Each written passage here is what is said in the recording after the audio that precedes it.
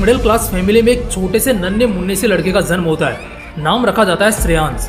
शुरू के 5 साल उसकी जिंदगी के बिंदास बीतते हैं, बिना किसी डर के, बिना किसी खौफ के। लेकिन जैसे जैसे वो बड़ा होता है उसका डर भी बढ़ने लगता है। कुछ भी थोड़ा गलत करता है तो पहले माँ बाप से डरता है, लेकिन चुप रहता है। स्कूल के कुछ बदमाश लड़कों से डर लगता है, वो खामोश रहता है और डरता रहता है। फिर कॉलेज की रैगिंग से डर लगता है, एग्जाम से डर लगता है, मार्केट में घूमते हुए भी डर लगता है कि कहीं कोई हाथ पकड़कर 4 चमाट न बजा दे। जिसे वो पसंद करता है उसे ये बात बताने में भी वो डरता है कि कहीं उसे वो रिजेक्ट करके बेइज्जत ना कर दे। वो बड़े सपने देखने से डरता है कि कहीं उसकी हैसियत उसकी उड़ान ना रोक दे। वो एक ऐसा बंदा था जिसका दिल पता नहीं क्यों लेकिन कुछ ज्यादा ही तेज धड़कता था, क्योंकि वो हर पल डरता था, हर कदम कदम पर डरता था। इस दुनिया से डरता, दुनिया के लोगों से डरता, ऊंचाई से डरता, गहरे पानी से डरता, अंधेरे रातों में डरता, दिन के उजालों में भी घबराता। वो पता नहीं इतना क्यों डरता था, लेकिन ये डर उसे हर वक्त डरा था। इसी वजह से वो कभी अकेले में कहीं घूमने नहीं जाता। किसी काम को अकेले करने में भी वो कब जाता। वो होशियार और तेज दिमाग का होने के बावजूद हर काम में पीछे रह जाता, क्योंकि उसका डर हर वक्त उसको पीछे खींच लेता। उसके सीने में सांस से ज्यादा खौफ होता। वो गिरने से डरता, लड़ने से डरता। वो तो ऐसा था कि कोई उसको ऊंची आवाज में चिल्लाकर बोल भी क्या दे, वो अंदर से कांप जाता और सामने वाले की मनमानी बर्दाश्त कर लेता। रिक्शा वाला अगर ज्यादा भाड़ा भी मांग लेना तब भी वो कुछ नहीं बोलता, क्योंकि बोलने के लिए भी उसको बहुत डर लगता था। डरना अब उसकी मजबूरी नहीं बल्कि आदत बन चुकी थी। एक दिन वो कुछ दोस्तों के साथ पहाड़ पर ट्रैकिंग करने जाता है। ये भी उसकी मर्जी नहीं बल्कि दोस्तों की जबरदस्ती थी। नहीं तो उसके दोस्त उसे डरपोक और फट्टू पता नहीं कैसे कैसे नामों से चिढ़ाते। वो जाता है, शाम के 3 या 4 बज रहे होंगे कि तभी श्रेयांश को पहाड़ का दूसरा साइड बहुत आकर्षित करता है। वहाँ से सनसेट व्यू का नजारा भी बवाली होगा। बस यही सोचकर वो उस तरफ निकल जाता है। कुछ समय वो वहीं बिताता है, मगर लौटने में वो किसी और ही रास्ते को पकड़ लेता है और भटकते भटकते एक अंधेरे जंगल में पहुंच जाता है, जिसके बाद उसकी हालत खराब होना शुरू हो जाती है। फोन वो साथ लाया नहीं होता, क्योंकि ट्रैकिंग से पहले सारे दोस्तों ने फोन एक जगह जमा कर लिए थे।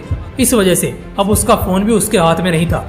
यही वजह है कि अब वो पूरा का पूरा हिल चुका था। वो 1 मिनट में करीब 10 बार चिल्लाता और चिल्लाते ही रहता, मगर दूर दूर तक उसकी आवाज सुनने वाला कोई नहीं था। कुछ समय बाद उसको खूब प्यास भी लगना शुरू हो जाती है। वो कुछ दूर आगे चलता है जब उसे कुआं नजर आता है और बगल में घड़ा था जहाँ से शायद आदिवासी लोग अक्सर पानी पीते होंगे। कुछ ऐसा ही सोचकर वो भी उस तरफ चल पड़ता है और आखिरकार उस कुएं के पानी से वो अपनी प्यास बुझा लेता है। 2 मिनट शांत होकर वो अभी कुएं के पास बैठा ही था कि तभी उसे किसी जानवर की आवाज सुनाई देती है। वो डरता है और डरते हुए जैसे ही वो पीछे पलटता है उसे एक बड़ा अजीब सा जानवर दिखता है। शायद वो भेड़िया या गीदड़ था जो उन झाड़ियों से श्रेयांश को घूरे जा रहा था। श्रेयांश उसे देखकर वहां से भागा, लेकिन उसके पीछे वो जानवर भी भागा। बस 4 कदम की दूरी थी, पता नहीं कहां से, मगर वो जानवर अचानक से श्रेयांश पर झपट लेता है। उसके झपटते ही श्रेयांश बेहोश सा होने लगता है, क्योंकि वो उस समय बहुत डर गया था। ठीक इसके बाद वो जानवर उसे घसीटता हुआ किसी गुफा की तरफ ले जाने लगता है और कुछ मिनटों में श्रेयांश घिसता हुआ एक गुफा में पहुंच जाता है, जहाँ चारों तरफ से अंधेरा था।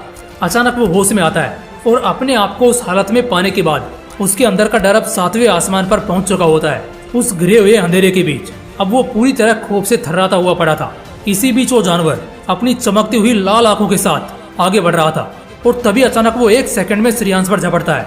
श्रेयांश अंदर से कांप जाता है, लेकिन जैसे ही वो जानवर श्रेयांश के गर्दन पर वार करने वाला होता है श्रेयांश का दम फूलने लगता है। वो समझ जाता है अगर अब अगले 10 मिनट के लिए इस डर को नहीं रोका तो मेरी मौत तय है, लेकिन अगर जरा सी हिम्मत कर ली तो शायद बच सकता हूँ। इसी मानसिकता के साथ वो एक बार में पूरी ताकत लगाकर खुद को उस जानवर से दूर करता है, लेकिन वो फिर एक बार उस पर झपटने की कोशिश करता है। लेकिन अब श्रेयांश डरने का नहीं बल्कि लड़ने का मौका चुनता है। इसी ताकत के साथ वो पूरी जान लगा देता है और बचने के लिए छिपना शुरू करता है, लेकिन इससे भी वो बच नहीं पाता। आखिर में वो एक झाड़ से एक बड़ा सा डंडा तोड़ता है और उससे उस जानवर को मारने की कोशिश करता है। एक डंडा उस जानवर को लग जाता है, जिसके बाद जितना खौफ थोड़ी देर पहले श्रेयांश के अंदर था उतना ही खौफ अब उस जानवर में भी होने लगता है। और इतने में श्रेयांश एक बार फिर अंधाधुंध डंडा घुमाते हुए दोबारा एक और डंडा उसे मारता है, जिसके बाद 2 गुनी रफ्तार से वो जानवर श्रेयांश से दूर जंगल में कहीं गायब हो जाता है। दोस्तों, इस पूरी कहानी से आपने क्या सीखा? ऐसा बिल्कुल नहीं था कि डंडा घुमाते वक्त श्रेयांश के हाथ नहीं कांप रहे थे या उस जानवर से लड़ते वक्त वो डर नहीं रहा था।